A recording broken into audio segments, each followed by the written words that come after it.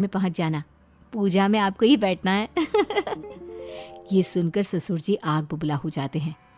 कहीं नहीं जाएगी ये, इस घर की औरतें बाहर नहीं निकलती।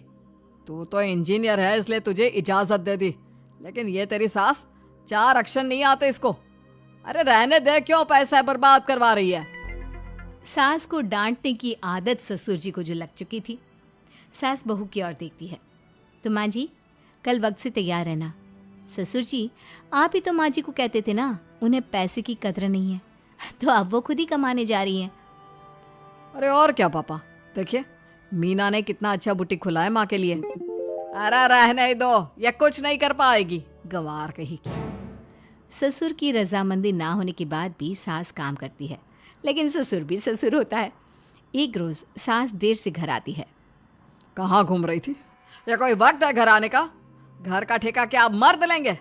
अब लगोगी रसोई में, क्योंकि तुम्हारी बहू रानी भी नहीं आई अभी तक। पापा, आज बाहर से ही मंगवा लेते हैं।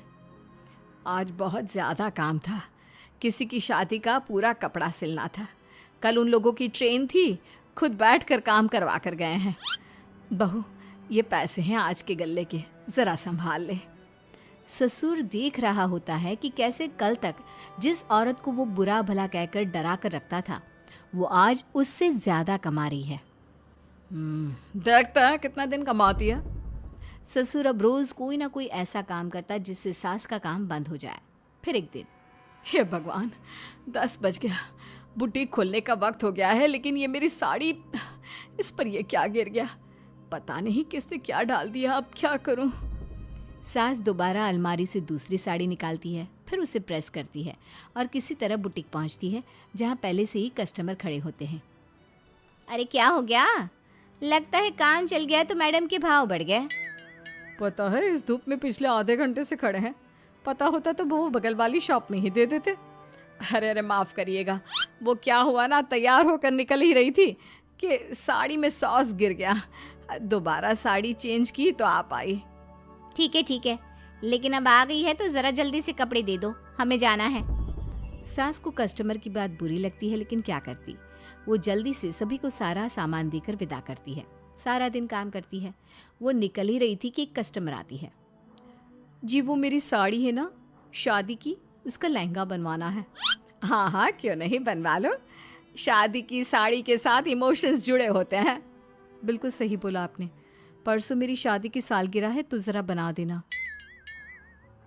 अरे नहीं, इतनी जल्दी कहाँ तैयार होता है शादी का लहंगा? कम से कम 4 दिन तो।